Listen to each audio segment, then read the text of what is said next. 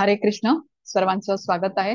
Shri Shri Radha Govind ISKCON Mangaluru तर्फे घेतला जाणारा 18 दिवसात भगवद्गीता समजून घ्या या उपक्रमात आज 10व्या दिवशी आपण अध्याय 10वा विभूती योगचं अध्ययन करणार आहोत.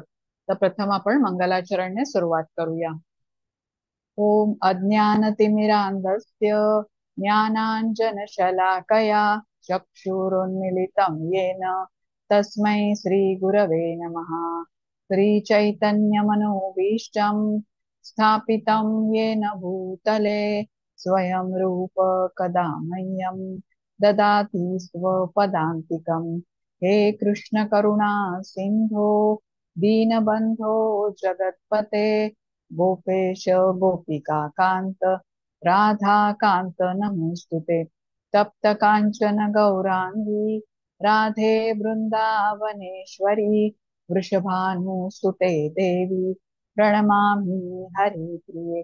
नमः ओं विष्णुपदाय कृष्ण पृष्ठाय भूतले श्रीमते भक्ति वेदांत स्वामी इति नामिने. नमस्ते सारस्वते देवे गौरवाणी प्रचारिणे निर्विशेष शून्यवादी पाश्चात्य देशतारिणे. जय श्री कृष्ण चैतन्य प्रभु नित्यानंद श्री अद्वैत गदाधर श्रीवासादि गौर भक्त वृंद. हरे कृष्णा कृष्ण कृष्णा हरे हरे हरे राम राम राम हरे हरे. हरे कृष्ण. सर्वात प्रथम आपण श्रीरा प्रभुपाद यांना साष्टांग प्रणाम करूया, ज्यांनी अतिशय सोप्या शब्दामध्ये भगवद्गीता आपल्याला समजावून सांगितली आणि त्यामुळेच आपण भगवद्गीतेचं ज्ञान ग्रहण करू शकलोय.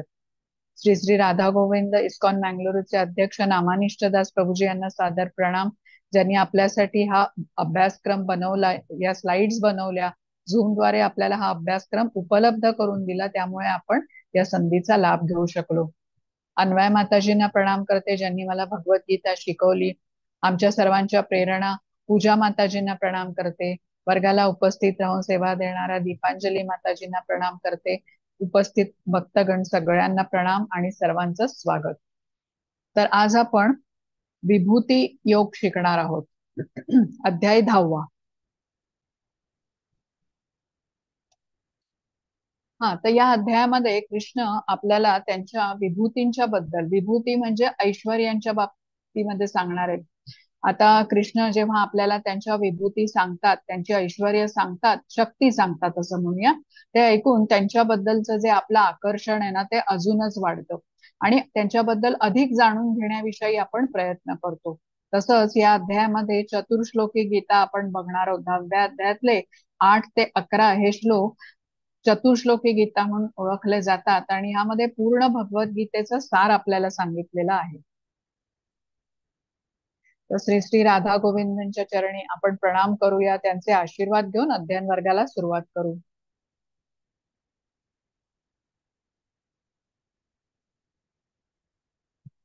कृष्ण कृपामूर्ती श्रीला प्रभुपाद यांनाही साष्टांग प्रणाम करूया, त्यांचे आशीर्वाद घेऊन अध्ययनाला सुरुवात करूया.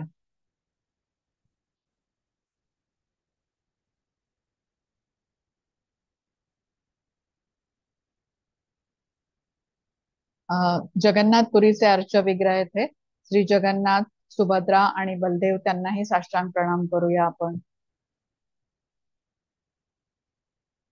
आता इथे कालच्या अध्यायाची उजळणी आहे. कालचा अध्याय होता 9वा अध्याय. 9व्या अध्यायामध्ये आपण काय बघितलं तर कृष्णांनी आपल्याला त्यांच्याबद्दलचं ज्ञान दिलं होतं. या ज्ञानाला राजविद्या राजगुह्य असं म्हणतात. आता ते आपण का असं म्हणतात, राजविद्या राजगुह्य योग असं का म्हटलेलं आहे ते आपण समजून घेतलं. कृष्णांनी आपल्याला सांगितलं की त्यांनी ते सृष्टीचे निर्माण करता आहेत, उत्पत्ती करता आहेत, पण या सृष्टीचा अंश नाहीत, म्हणजे आपण ते अचिंत्य भेदाभेद तत्व समजून घेतलं होतं. मग कृष्णांनी मूढात्मा आणि महात्मे जन कसे असतात, काय करतात, आणि शेवटी अनन्य भक्तीबद्दल कृष्ण म्हणाले होते.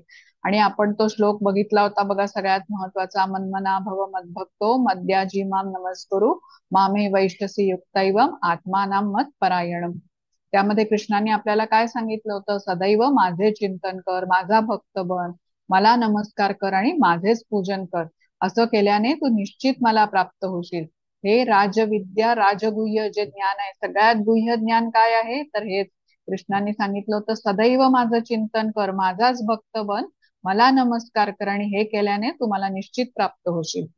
आता आपण आजच्या अध्यायाकडे वळूया. आजचा अध्याय जो आहे विभूती योग, याच्यामध्ये आपण कृष्णांच्या शक्ती किंवा ऐश्वर्यांबद्दल शिकणार आहोत. आता प्रथम कृष्णांनी सांगितलं की ते या सृष्टीचा उगम आहेत. मग 10.8 ते 10.11 या श्लोकामध्ये चतुर्श्लोकी गीता असं जी म्हणतात, त्याच्यामध्ये भगवद्गीतेचं सार आपल्याला या 4 श्लोकामध्ये सांगितलेलं आहे. नंतर जेव्हा अर्जुनाने कृष्णांबद्दल हे सर्व ज्ञान घेतलं, तेव्हा त्याने मान्य केलं की कृष्ण कसे आहेत? सर्वोच्च आहेत, परमपुरुषोत्तम आहेत. आणि त्याच्यानंतर मग भगवंत त्यांच्या विभूतींचं वर्णन करतात.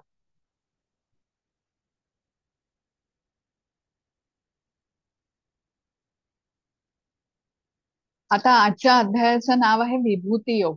आता विभूती म्हणजे काय? तर विभूती म्हणजे ऐश्वर. या अध्यायामध्ये कृष्ण आपल्याला त्यांच्या ऐश्वर्याबद्दल सांगतात. मग हा योग कसा होतो? जेव्हा आपण आता कृष्णांकडून ही त्यांची ऐश्वर ऐकतो, तेव्हा आता सतत आपण त्याबद्दलचा विचार करू लागतो, अजून जाणून घेण्याबद्दल आपण उत्सुक होतो. अशा प्रकारे आपण कृष्णांच्या बरोबर जोडले जातो, म्हणून हा योग होतो. योग म्हणजे काय? कृष्णांबरोबर जोडून घेणं. आपण कर्मयोग बघितला, ज्ञानयोग बघितला, ध्यान योग बघितला, तर हा आहे विभूती योग. म्हणजे कृष्णांची ऐश्वर्य जाणून घेऊन आपण ज्यावेळी कृष्णांचा सतत विचार करू शकतो. आणि तसाच अर्जुन पण खूप उत्सुक आहे इथे कृष्णांकडून ही ऐश्वर्य ऐकायला. आता भौतिक जगात पण कोणाचं सौंदर्य, कोणाचं ज्ञान, कोणाची संपत्ती याकडे आपण आकर्षित होतो आणि त्या व्यक्तीबद्दल अधिक जाणून घेण्याचा आपण प्रयत्न करतो. तर जेव्हा आपल्याला अशी अधिक माहिती मिळते त्या व्यक्तीबद्दल, तेव्हा आपलं आकर्षण त्या व्यक्तीकडचं अजून वाढतं. म्हणजे सतत आपण त्या व्यक्तीचा विचार करू लागतो. तसंच कृष्णांची ऐश्वर्य जाणून घेऊन आपणही कृष्णांचा विचार करू लागतो. म्हणून अर्जुन पण खूप उत्सुक आहे कृष्णांचे ऐश्वर्य ही जाणून घेण्यासाठी कृष्णांकडून. माताजी, हरे कृष्ण. हरे कृष्ण माताजी, सादर प्रणाम. श्री भगवान म्हणाले, हे महाभाऊ अर्जुना, पुन्हा ऐक. तू माझा प्रिय मित्र असल्यामुळे तुझ्या हितार्थ मी तुला हे ज्ञान प्रदान करेन, जे मी पूर्वी सांगितलेल्या ज्ञानापेक्षाही श्रेष्ठ आहे. हरे कृष्ण. हरे कृष्ण. अध्यायाची सुरुवात कृष्णांनी केली आहे. श्री भगवान उवाच असं म्हटलेलं आहे. इथे कृष्ण अर्जुनाला म्हणतात की अर्जुना, पुन्हा एकदा ऐक. इथे ऐकायला किंवा श्रवण करणे ह्याला खूप महत्व दिलंय. आपण आधीच्या अध्यायामध्येही बघितलं श्रवणाचं किती महत्व आहे ते. आता कुठलाही ज्ञान हे प्राप्त करून घेण्याच्या 3 पद्धती असतात. पहिली पद्धत कुठली? तर प्रत्यक्ष प्रमाण पद्धत. म्हणजे काय? आपण प्रयोग करतो, मग निष्कर्ष काढतो आणि हे करत असताना आपण आपली इंद्रिये वापरतो आणि मग त्याचा वापर करून आपण ह्या निष्कर्षाच्या प्रत येतो. आता आपण याआधी शिकलोय की आपली इंद्रिय कशी आहेत? अपूर्ण आहेत. म्हणजे अपूर्ण इंद्रियांनी आपण कृष्णाच्या परिपूर्णतेचं ज्ञान पण घेऊ शकत नाही. त्यामुळे इंद्रियांना वापरून जेव्हा आपण ज्ञान घेतो, तर ते पूर्णतः बरोबर असेलच असं म्हणता येत नाही. आणि त्या निष्कर्षावरती, इंद्रियांच्या मदतीने काढलेल्या निष्कर्षांवरती आपण अवलंबून राहू शकत नाही. मग दुसरी पद्धत काय आहे घेण्याची ज्ञान? तर अनुमान प्रमाणे. अनुमान प्रमाणे या प्रकारामध्ये आपण आपल्या इंद्रियांचा, आपल्या अनुभवांचा वापर करत असतो. आता एखादं उदाहरण घ्यायचं असेल तर बघा, गृहिणींना पटेल मी जे उदाहरण देते ते. अगदी अशी कोवळी पाने असलेली पालेभाजी आपण आणली आणि ती शिजायला टाकली, ते एक ती 10-12 मिनिटामध्ये छान शिजते. आता गृहिणी हे कसं ठरवते? तर तिचा अनुभव आहे इतक्या वर्षांचा. तिला बघितल्या बघितल्या डोळ्यांनी समजतं ही भाजी शिजली आहे की नाही. तसंच आता आपल्याला कृष्णांच्या बद्दलचा अनुभव नाहीये, त्यामुळे ही पद्धत आपण वापरू शकत नाही. त्याच्यानंतर श्रवण ही तिसरी पद्धत आहे, श्रुती किंवा श्रवण. आता या पद्धतीमध्ये आपण गुरु शिष्य परंपरेतून आलेल्या प्रमाणित गुरूंकडून जेव्हा ज्ञान प्राप्त करतो, तेव्हा ह्या गुरूंनी जे सत्य जाणलेलं असतं ते प्राप्त म्हणजे त्यांची सेवा करून आपण जेव्हा हे प्राप्त करून घेतो, जाणून घेतो ज्ञान, त्यामुळे आपल्यामध्ये हे परिवर्तन घडून येतं. म्हणजे सगळ्यात उत्तम अशी जी पद्धत आहे ना, ती या परंपरेतून आलेल्या गुरूंकडून ज्ञान घेण्याची आहे.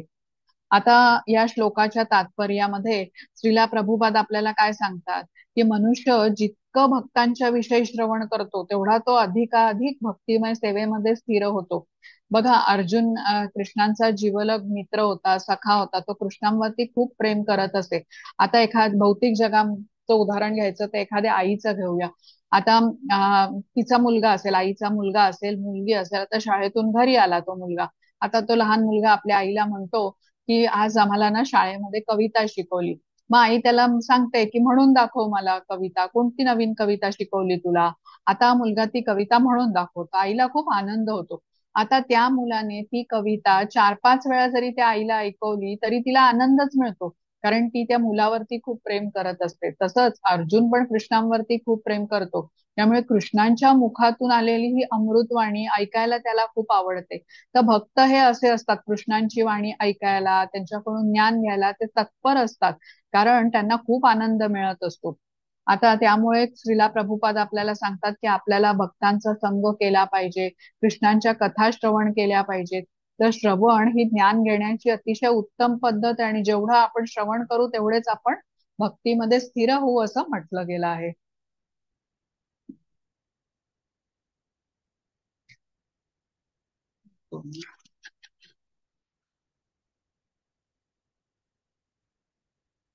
हरे कृष्ण. न मे विदुः सुरगणा प्रभवं न महर्षयः अहम आदिर्दिदेवानां महर्षिणां च सर्वशः. हरे कृष्ण माताजी. हरे कृष्ण माताजी. माझी उत्पत्ती किंवा ऐश्वर देवतांना कळत नाही, तसेच महर्षींनाही कळत नाही, कारण सर्व प्रकारे देवतांचे आणि महर्षींचे मूळ मीच आहे. हरे कृष्ण माताजी. हरे कृष्ण. आता या श्लोकामध्ये विदुः आणि महर्षयः असे शब्द आलेत. कृष्ण म्हणताय की मोठे मोठे देवता आणि महर्षी पण माझ्याबद्दल जाणू शकत नाहीत, त्यांचे स्वरूप समजू शकत नाहीत. तर मग पृथ्वीवरील विद्वानांविषयी काय बोलणार? त्यामुळे भगवंत जरी मानवाच्या रूपाने, जसं की आता प्रभू रामचंद्र आहेत, कृष्ण आहेत, या रूपाने जरी भूतलावरती ते अवतार घेऊन आले, त्यांनी अद्भुत अशा लीला का केल्या, हे कोणी समजू शकत नाही. देवदेवता महर्षी यांना कमी ज्ञान असतं का? पण तेही भगवंतांचं स्वरूप जाणण्यास अपयशी ठरतात. मानसिक चिंतन करून आपण भगवंतांना जाणणं फार अवघड आहे. सोपी पद्धत काय आहे? त्यांची भक्ती करायची. आता इथे चित्रामध्ये सर्व देवदेवता जमलेले दिसत आहेत बघा. कृष्ण अवतार घेणार आहेत आणि त्यांना माहिती आहे कृष्ण कसे आहेत, देवकी पुत्र म्हणून जाणले जातात. तरी वसुदेव आणि देवकी यांच्या समोर प्रगट होताना ते एका सामान्य बालकासारखे जन्मलेले नव्हते, स्वतःच्या मूळ रूपामध्ये प्रकट झालेले होते आणि मग त्यांनी सामान्य बालकामध्ये आपलं रूपांतर केलं.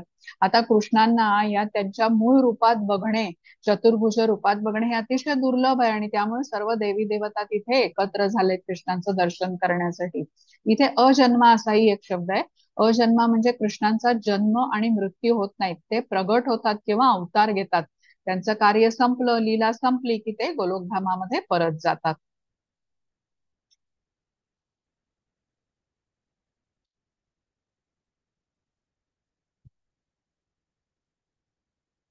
हा, हरे कृष्ण माताजी.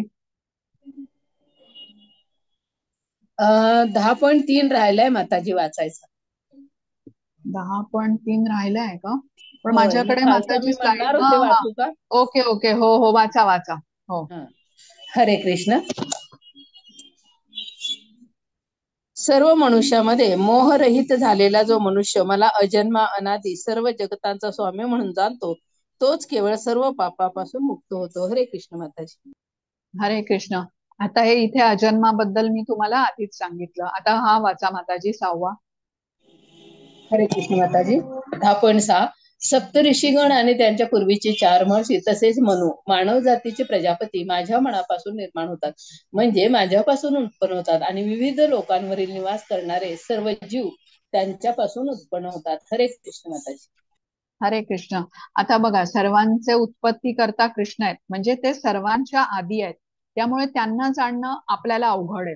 आता जसं आपल्या वडिलांविषयी आपल्याला जाणून घ्यायचं असेल की ते कुठल्या शाळेमध्ये जायचे, कसे जायचे, त्यांचे मित्र कोण होते, तर आपण कुठून जाणून घेऊ? आपण वडिलांना विचारू किंवा वडिलांच्या आई वडिलांना म्हणजे आपल्या आजी आजोबांना विचारू. तसंच कृष्ण कोण आहेत, उत्पत्ती करतायत, त्यांच्याबद्दलचं ज्ञान जेव्हा ते स्वतः देतील तेव्हा आपण जाणू शकतो. आता या श्लोकाच्या तात्पर्यामध्ये ना आपल्याला श्रीला प्रभुपादांनी खूप छान असं आपल्याला समजावून सांगितलंय. आपण हे नक्की वाचूया. आपण इथे सगळे श्लोक थोडे थोडे घेतो ना, तर त्यामुळे आपल्याला हे सांगता येत नाही. पण हे तात्पर्य नक्की वाचूया, ज्याने आपल्याला खूप छान अशी माहिती मिळते. हा, आता 7वा.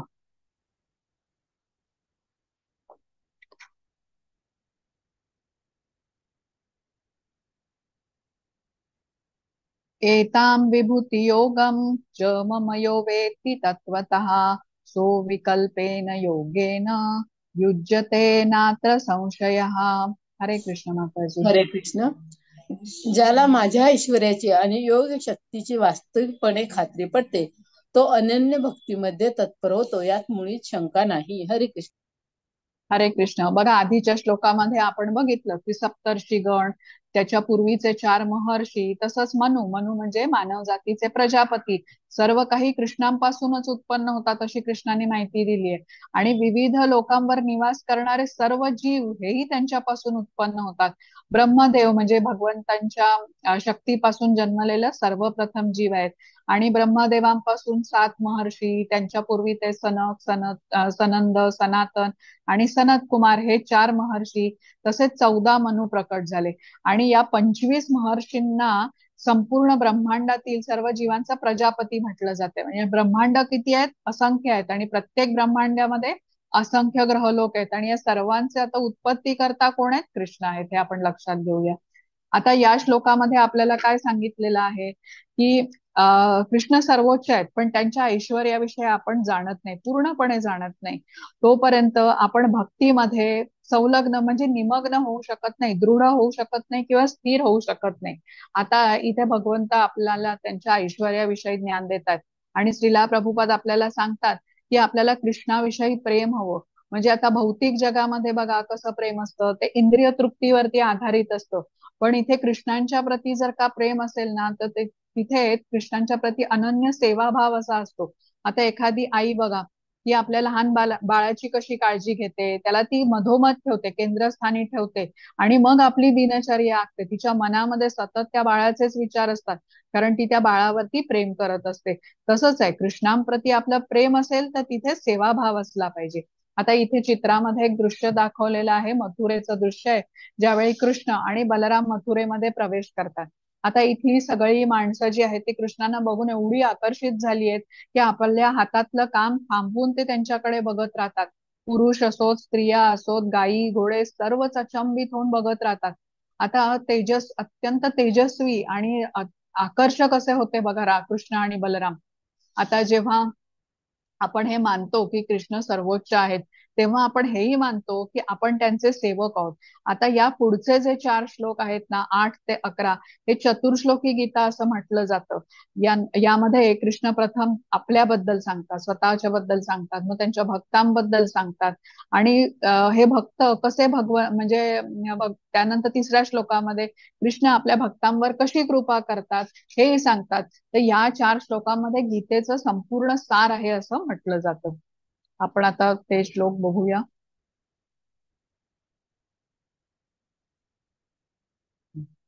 आता 8वा.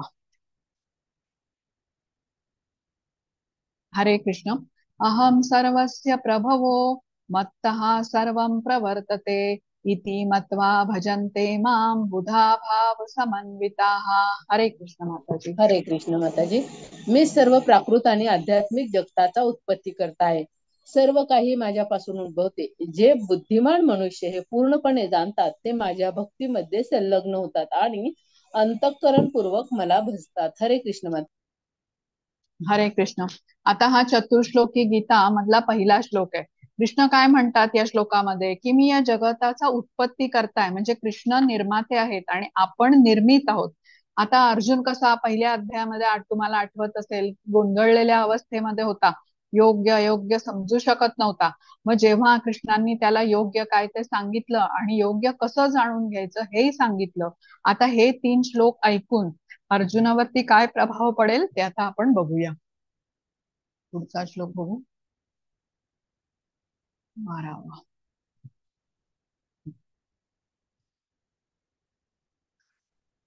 हरे कृष्ण. मच्चिता मद्गत प्राणा बोधयन्तः परस्परं कथयन्तश्च मानित्यं तुष्यन्ति च रमन्ति च। हरे कृष्ण माताजी। हरे कृष्ण माताजी. माझ्या शुद्ध भक्ताचे विचार माझ्यामध्ये वास करतात. त्यांचे जीवन माझ्या सेवेसाठी पूर्णपणे समर्पित आहे आणि त्यांना नेहमी एकमेकांना ज्ञान देऊन आणि माझ्याबद्दल बोलण्यातून खूप समाधान आणि आनंद मिळतो. हरे कृष्ण माताजी. हरे कृष्ण. आता 8व्या श्लोकामध्ये म्हणजे चतुर्श्लोकी गीतेच्या पहिल्या श्लोकामध्ये कृष्ण स्वतःबद्दल सांगतात आणि आता ह्या श्लोकामध्ये कृष्ण आपल्या भक्तांच्या बद्दल सांगतात. इथे कृष्ण आपल्या भक्तांची लक्षणं सांगतात. मच्चिता म्हणजे काय, तर मच्चिता म्हणजे आपल्या चित्तात सदैव मलाच ठेवतात. म्हणजे भक्तांच्या चित्तामध्ये इतर वाईट विचार येत नाहीत.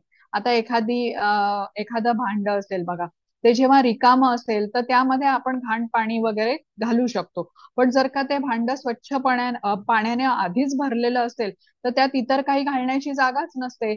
तसंच आपल्या मनात जर का कृष्णांचे चांगले विचार असतील तर इतर वाईट विचार आपल्या मनात येणार नाहीत. मद्गत प्राणा हा दुसरा शब्द आहे. म्हणजे काय, प्राणपणाने भक्त कृष्णांची सेवा करतात. इंद्रिय मन बुद्धी सर्व काही कृष्णांच्या ठिकाणी लावून सेवा करतात. आणि बोधयंतः परस्परम म्हणजे आपापसामध्ये कृष्णांविषयीच बोलून कृष्णाचं ज्ञानाचंच आदान प्रदान करतात. आणि तुष्यंतीच्या रमंतीच्या म्हणजे असं करण्याने त्यांना नेहमी आनंदाची अनुभूती होते. तुष्यंती म्हणजे प्रसन्न आणि रमंती म्हणजे दिव्य ज्ञान आनंदाची अनुभूती. आता एखाद्याने गुलाबजाम खाल्ला आणि त्याला मिळालेला आनंद त्याने दुसऱ्याला वर्णन करून सांगितला की किती स्वादिष्ट होता किती गोड होता, तर तो खाणाऱ्याला आणि तो ऐकणाऱ्याला दोघांनाही आनंद प्राप्त होतो. तसंच कृष्णांबद्दल बोलणाऱ्याला आणि ऐकणाऱ्याला दोघांनाही आनंदाची अनुभूती मिळते. जसं आता श्रीला प्रभुपाद मच्चिता मद्गत प्राणा बोधयंतः परस्परम होते बघा, किती प्रकारे त्यांनी भगवंतांची सेवा केली. इथे चित्रामध्ये ना परदेशातल्या रथयात्रेच्या वेळेचं चित्र आहे. आणि सगळे भक्त बघा श्रीला प्रभुपाद बघा अगदी तुष्यंतीच्या रमंतीच्या असे भाव आहेत सर्वांच्या चेहऱ्यावरती. आणि विशेष म्हणजे या रथयात्रेचं आयोजन प्रभुपादांच्या मार्गदर्शनाखाली अमेरिकेमध्ये तिथेच त्यांच्या भक्तांनी केलेलं आहे. तर किती आनंद आहे बघा त्यांच्या चेहऱ्यावरती सगळ्यांच्या. हरे कृष्ण. तेषां सततयुक्तानां भजतां प्रीतिपूर्वकं ददामि बुद्धियोगं तं येन माम उपयान्ति ते। हरे कृष्ण माताजी. हरे कृष्ण माताजी. जे प्रेमाने माझी सेवा करण्यासाठी सतत समर्पित असतात त्यांना मी समज देतो की ते माझ्याकडे येऊ शकतात. हरे कृष्ण माताजी. हरे कृष्ण. आता 8व्या श्लोकात कृष्ण सांगितलं आपल्याला कृष्णांनी की ते या जगताचे निर्माते आहेत. 9व्या श्लोकात कृष्णांनी भक्तांची लक्षणे सांगितली मच्चिता मद्गत प्राणा. आणि आता 10व्या श्लोकामध्ये कृष्ण सांगतात की ते भक्तांवर कशी कृपा करतात. इथे कृष्ण काय सांगतात की जो कोणी प्रेमपूर्वक निरंतर माझ्या सेवेमध्ये असेल त्याला मी ज्ञान प्रदान करतो आणि हे ज्ञान वापरून तो मला प्राप्त करून घेऊ शकतो. आता आपल्याला वाटतं ना की कृष्णांपर्यंत पोहोचणं खूप अवघड आहे, पण कृष्ण कसं आहे ही गोष्ट आपल्यासाठी अगदी सोपी करून ठेवतात. जो व्यक्ती कृष्णांकडे जायला तत्पर आहे त्याला स्वतः कृष्ण ज्ञान प्रदान करतात. त्या व्यक्तीला कसं जायचं कृष्णाकडे माहिती नाहीये, पण त्याचे प्रयत्न बघून कृष्ण त्याला एक मार्ग दाखवतात. परमात्मा रूपामध्ये स्थित आहेत भगवंत आपल्यामध्ये आणि मग त्याला बुद्धी देतात, सद्विवेक बुद्धी देतात तसं तसं करण्याची आणि अशा प्रकारे त्याला मार्गदर्शन करतात.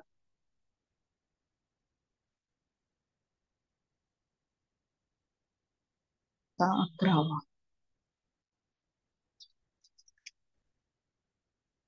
हरे कृष्ण. तेषामेवानुकम्पार्थम् अहम् अज्ञानजं तमः नाशयाम्य आत्मभावस्तो ज्ञानदीपेन भास्वता। हरे कृष्ण माताजी. हरे कृष्ण माताजी. त्यांच्यावर विशेष अनुग्रह करण्यासाठीच त्यांच्या हृदयात वास करणारा मी ज्ञानरूपी तेजस्वी दीपाने अज्ञानामुळे उत्पन्न झालेल्या अंधकाराचा नाश करतो. हरे कृष्ण माताजी. हरे कृष्ण. आता या श्लोकामध्ये कृष्ण काय सांगतायत की मी भक्तांच्या हृदयात ज्ञानाचा दीपक प्रकाशित करतो. बघा जेव्हा आपण गुरूंचा आश्रय घेतो तर ती एक कृष्णांची योजनाच असते ज्याद्वारे आपण गुरूंकडून ज्ञानप्राप्ती करून घेऊ शकतो. आता भौतिक ज्ञान आपण पैसे देऊन पण प्राप्त करतो. आपण युनिव्हर्सिटीत जातो कॉलेजमध्ये जातो आणि तिथे भौतिक ज्ञान घेऊ शकतो, पण आध्यात्मिक ज्ञान आपण पैसे घेऊन प्राप्त करू शकत नाही. आपण 4थ्या अध्यायामध्ये शिकलोय बघा तद्विधी प्रणिपातेन परिप्रश्नेन सेवया. गुरूंचं महत्व कृष्णांनी सांगितलं होतं की आपल्या गुरूंकडे जा, तिथे त्यांचा आश्रय घ्या, त्यांची सेवा करा आणि अत्यंत विनम्र भावाने जिज्ञासा करत सत्य जाणून घ्या त्यांच्याकडून. असं होत नाही की आपण गेलो आणि आपल्याला ज्ञान मिळालं. कृष्ण आपल्याला हे करण्यास मार्गदर्शन करतायत, म्हणजे आपल्या हृदयात असलेलं अज्ञान दूर होण्यासाठी कृष्णांचा अनुग्रह लागतो. बघा, आपण भक्ती जेव्हा करतो तेव्हा आपल्या हृदयाचं हळूहळू शुद्धीकरण होऊ लागतं आणि कृष्णांच्या विशेष कृपेमुळे आता हृदयातील अंधकार नाहीसा होऊ लागतो आणि तिथे ज्ञानरूपी प्रकाश पसरतो.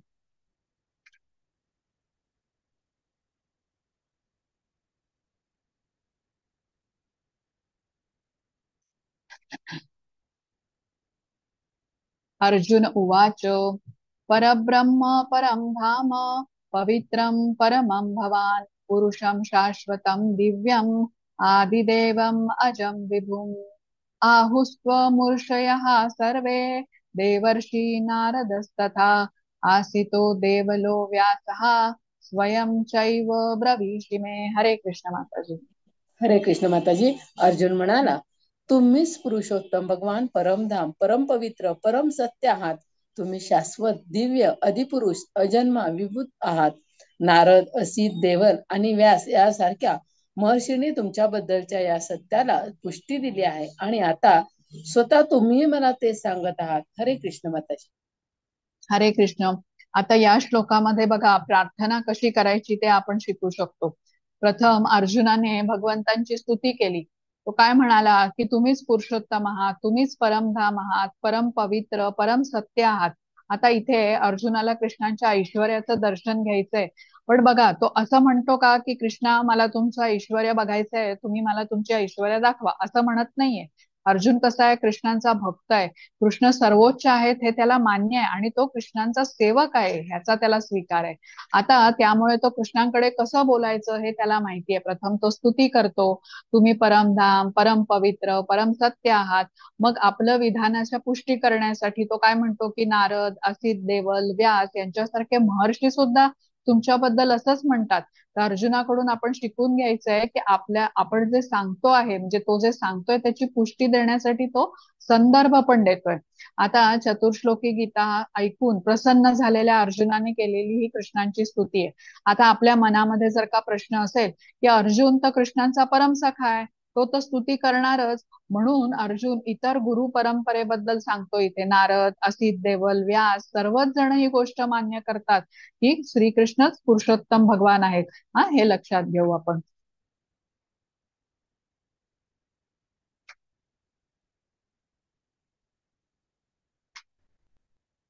चौथा.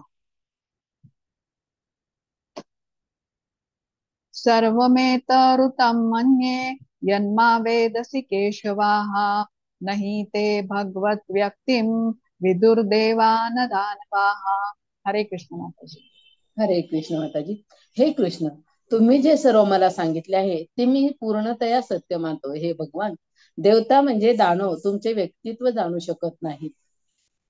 हरे कृष्ण. 15वा पण वाचा माताजी. हरे कृष्ण. हे पुरुषोत्तम, हे भूत भावन भूतेश देवाधिदेव, हे जगतपते, खरोखर तुम्हीच केवळ आपल्या अंतरंग शक्तीद्वारे स्वतःला जाणू शकता. हरे कृष्ण माताजी. हरे कृष्ण.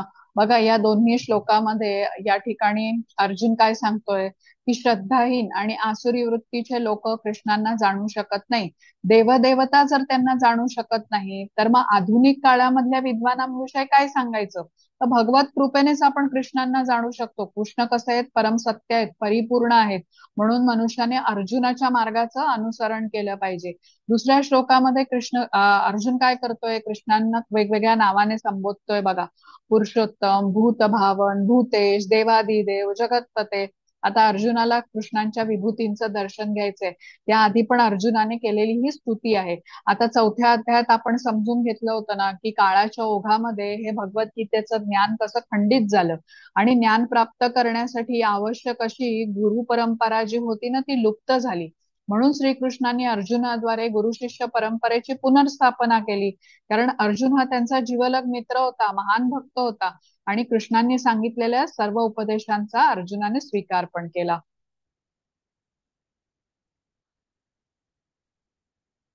हा, हरे कृष्ण माताजी. हरे कृष्ण. 10.17. हे योगेश्वर कृष्ण, मी तुमचे कसे निरंतर चिंतन करावे आणि तुम्हाला कसे जाणावे? हे भगवान, कोणकोणत्या विविध रूपामध्ये मी तुमचे स्मरण करावे? 10.18. हे जनार्दन, कृपया आपल्या योग शक्तीचे आणि ऐश्वर्याचे विस्ताराने वर्णन सांगा. तुमच्याबद्दल श्रवण करून मी कधीच तृप्त होत नाही, कारण मी जितके अधिक श्रवण करतो तितके अधिक मला तुमच्या अमृतमयी संभाषणाचे रसावधान करण्याची इच्छा होते. हरे कृष्ण माताजी. हरे कृष्ण. बघा इथे कृष्णाकडे अर्जुन काय मागतोय, त्याच्या मागचा हेतू काय आहे हे आपल्याला स्पष्ट माहिती पाहिजे. अर्जुनाला कृष्णाचे ऐश्वर्य बघायचे, कारण त्याला कृष्णांचं निरंतर चिंतन करायचंय. आपण म्हटलं ना, ज्याच्याबद्दल आपल्याला आकर्षण आहे, कृष्णांच्या ऐश्वर्याबद्दल जाणून घेतल्याने आपलं त्यांच्याबद्दलचं आकर्षण अधिक वाढणार आहे, त्यांचा आपण सतत विचार करू शकणार आहे. म्हणून त्याला ऐश्वर्य जाणून घ्यायचे. आता कुठल्या विविध रूपामध्ये तो कृष्णांचं स्मरण करू शकतो हे त्याला कृष्णांकडून जाणायचं आहे. आता इथे अर्जुन काय म्हणतो की तुमच्याबद्दलचं श्रवण करून मी कधीच तृप्त होत नाही. हे शुद्ध भक्ताचं लक्षण आहे. शुद्ध भक्ताने कृष्णाचं किती श्रवण केलं, किती कृष्ण कथा ऐकल्या, तरी त्याला अधिक जाणून घेण्याबद्दल नेहमी उत्सुकता असते. आता इथे अर्जुनाचा प्रश्न अगदी आपल्या मनातला प्रश्न आहे बघा, की कृष्णा, मी तुमचे निरंतर चिंतन कसे काय करू शकतो, तुम्हाला कसे काय जाणून घेऊ शकतो? आता 7व्या अध्यायामध्ये तुम्हाला आठवत असेल तर कृष्णांनी त्यांच्या काही शक्तींची ओळख आपल्याला तिथे करून दिली होती 7व्या अध्यायामध्ये, की पाण्यातील रस ते आहे, चंद्र सूर्याचा प्रकाश ते आहे, आकाशातील शब्द ते आहेत, एखाद्या सामर्थ्यवान पुरुषामधील जे सामर्थ्य आहे ते कृष्ण आहेत. आता इथे अर्जुनाला अजून उत्सुकता आहे कृष्णाबद्दल जाणून घेण्याची, आणि आता त्यांनी स्तुती केलेली आहे आपल्या विधानाची पुष्टी करायला. तो म्हणतो की नारद, असित, व्यास, देवल हे सर्व ऋषी पण हेच म्हणतात. आणि मग त्याने म्हटलं ना की कृष्णा, तुम्हीच पुरुषोत्तम आहात, भूतेश आहात, भूत भावनात, असं संबोधलं. आणि अर्जुनाने आता कारण सांगितलं कृष्णांना की त्याला ऐश्वर्य का जाणून घ्यायचंय, तर कृष्णांचं निरंतर चिंतन त्याला करायचंय. तुमच्याबद्दल अधिकाधिक मला श्रवण करायचं आहे, म्हणून मला तुमचं ऐश्वर्य जाणून घ्यायचं आहे. आता आपण बघू पुढे. हा, हरे कृष्ण माताजी. हरे कृष्ण. 10.19. श्री भगवान म्हणाले, ठीक आहे, मी तुला माझ्या विलोभनीय अभिव्यक्तीबद्दल सांगेन, परंतु ज्या प्रमुख अभिव्यक्ती आहेत त्याचेच मी कथन करेन, कारण हे अर्जुन माझे ऐश्वर्य अनंत आहेत. हरे कृष्ण माता. हरे कृष्ण. बघा अर्जुनाने जेव्हा कारण सांगितलं कृष्णांना ऐश्वर्य कृष्णांची का जाणून घ्यायची, तर त्याला कृष्णांचं निरंतर चिंतन करायचं आहे, अधिकाधिक त्यासाठी त्याला श्रवण करायचंय कृष्णांकडून. तर त्यावेळेला अर्जुनाला कृष्ण म्हणाले की ठीक आहे, मी तुला माझ्या ऐश्वर्याचं दर्शन करवेन, पण माझी ऐश्वर्य कशी आहेत, अनंत आहेत. आणि अनंत ऐश्वर्यांपैकी काहीच मी तुला आता इथे सांगेन. आपण आता बघूया कृष्णांनी कुठली कुठली सांगितली आहेत.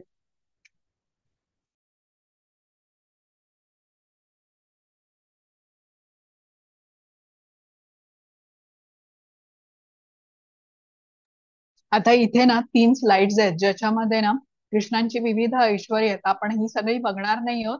तात्पर्यामध्ये श्रीला प्रभुपाद यांनी सांगितलेली आहे त्याबद्दल मी इथे तुम्हाला सांगते, आणि काहींबद्दलच आपण जाणून घेऊया.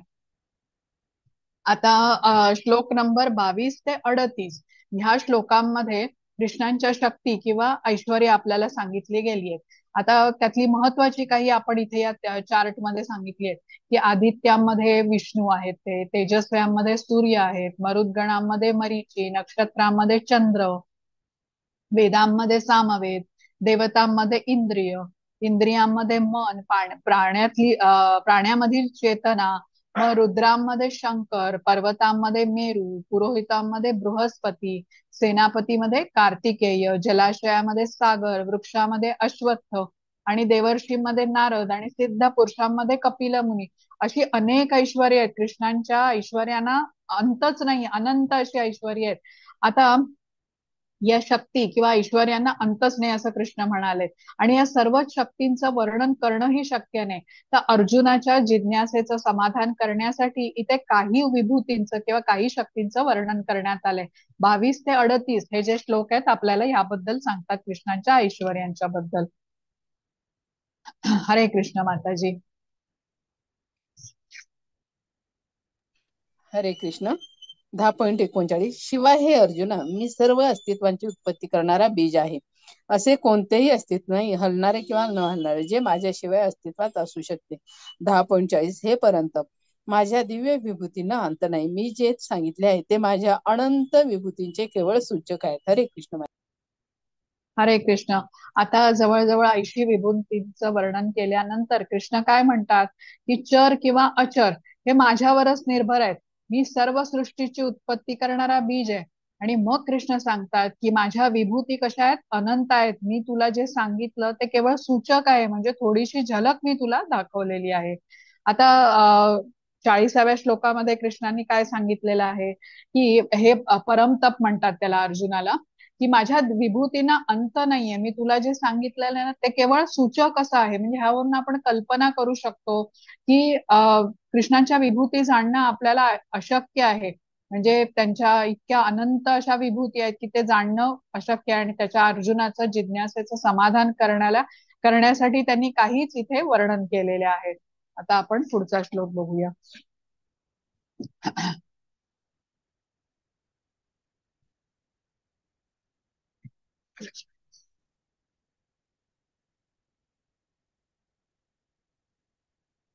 हरे कृष्ण. यद्वद्विभूतं सत्वं श्री श्रीमदुर्जितमेव वा तत्तद्देवावगच्छ त्वं मम तेजोशं संभवम्. हरे कृष्ण माताजी. हरे कृष्ण माताजी. सर्व ऐश्वर्यवान, सुंदर आणि तेजस्वी अभिव्यक्ती माझ्या तेजाच्या केवळ एका स्फुलिंगातून उत्पन्न झाल्या आहेत, हे तू जाण. हरे कृष्ण माता. हरे कृष्ण. आता या श्लोकामध्ये कृष्ण काय सांगतात, की कृष्णाने आपल्या ऐश्वर्याची झलक अर्जुनाला का सांगितली. तर आता इथे भौतिक जगात कसं असतं बघा, ज्याच्याकडे थोडस काही ऐश्वर असेल, आंशिक स्वरूपात असेल, तो त्याचं प्रदर्शन करतो. पण कृष्ण इथे प्रदर्शन करत नाहीयेत, तर ते आपल्या भक्तांनी आपलं निरंतर चिंतन करावं, त्यास आपल्याबद्दल अधिक आकर्षण वाटत राहावं भक्तांना, या हेतूने कृष्णांनी आपल्या ऐश्वर्याचं दर्शन दाखवलेलं आहे. आता भौतिक जगामध्ये माणसं कोणाकडे आकर्षित होतात, तर ज्याच्याकडे सौंदर्य आहे, श्रीमंती आहे, ज्ञान आहे, सत्ता आहे, त्याच्याकडे होतात. आणि भौतिक जगातले लोक, ती व्यक्ती बघा कसं एखाद्या व्यक्तीला हे समजतात की ती व्यक्ती कुठल्या भागात राहते, केवढं मोठं घर आहे त्याचं, कुठली गाडी तो वापरतो, अशा प्रकारे त्याचा मोठेपणा ठरवत असतात. इथे कृष्ण अर्जुनाला काय सांगतायत, की तू जे काही बघितलंस ते माझ्या अनंत ऐश्वर्यांपैकी एक ठिणगी समान आहे. यावरून आपण कल्पना करू म्हणजे आपल्याला कल्पना करता पण येत नाही, एवढं अचिंत्य अशी कृष्णांची ऐश्वर्य आणि शक्ती आहे.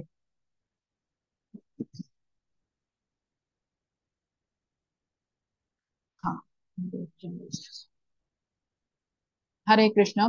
अथवा बहुनैतेन किं ज्ञातेव तवार्जुन विष्टभ्या अहमिदं कृत्स्नमेकांशेन स्थितो जगत. हरे कृष्ण माताजी. हरे कृष्ण माताजी. परंतु हे अर्जुन, या साऱ्या सविस्तर ज्ञानाची काय आवश्यकता आहे. माझ्या केवळ एकाच अंशाने मी हे संपूर्ण विश्व व्यापून धारण करून राहिलो आहे. हरे कृष्ण माताजी.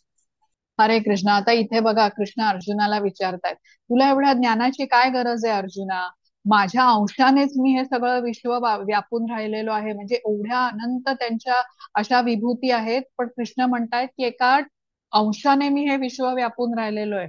आता एखादा लहान मुलगा असेल, तो आपल्या आईला असे खूप प्रश्न विचारतो की आई तू काय शिकलीस, तू कुठे शिकलीस, तुला काय आवडत होतं. तर तो खूप लहान आहे, त्याला हे जाणून घेणं काही गरजेचं नाही. तर त्याची आई त्याला काय उत्तर देईल, की अरे माझ्या बाळा ऐक, तू तू माझा एकदम आवडता मुलगा आहेस आणि मी तुझी आई आहे, बाकीचं सगळं राहू दे. तसंच कृष्ण म्हणतायत की अर्जुना तुला हे जाणून का घ्यायचंय, तू माझ्यावरती प्रेम कर, माझ्यावरती भक्ती कर. हा, तर लक्षात घेऊया इथे कसं आहे, सर्वश्रेष्ठ जीव कोण, ब्रह्मदेव. आणि ब्रह्मदेवापासून अगदी लहानातल्या लहान मुलगी सर्व काही वस्तूमध्ये कृष्णाने प्रवेश केलाय. त्यामुळे त्यांना धारण करून ठेवलेलं आहे आणि त्या अस्तित्वात आहेत. हे कृष्ण अर्जुनाला सांगतात. ते अर्जुनाला सांगतात की तू एवढंच समजून घे की प्रत्येक वस्तूमध्ये परमात्मा रूपाने मी प्रवेश केल्याने या वस्तू अस्तित्वात आहेत.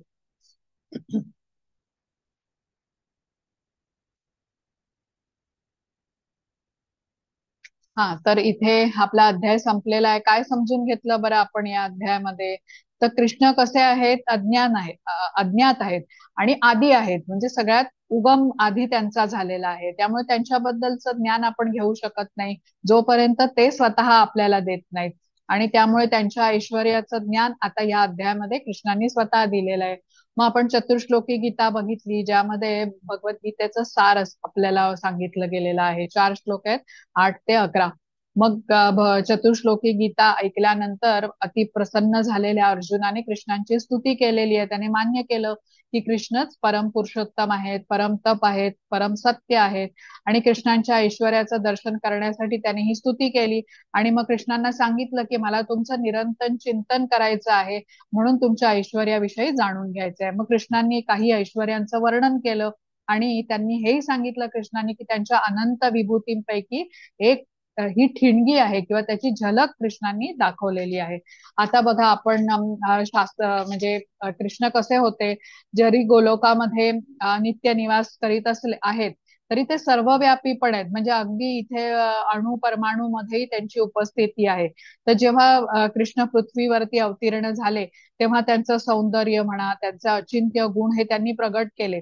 आता जरी एखाद्याने कल्पना करण्याचा प्रयत्न केला की कृष्ण कदाचित असे असतील, तर ते सुद्धा अशक्य आहे. कारण आपण कल्पना पण करू शकत नाही कृष्णांच्या या ऐश्वर्य जाणण्याची.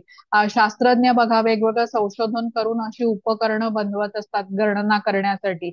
आता कृष्णांची दिव्य गुणांची संख्या आपण कदापि मोजू शकत नाही, हे लक्षात घेऊया इथे. आणि अशा सर्वव्यापी अशा कृष्णांना, अचिंत्य अशा शक्तीच्या कृष्णांना साष्टांग प्रणाम करूया आणि आजचा अध्याय इथे संपूया.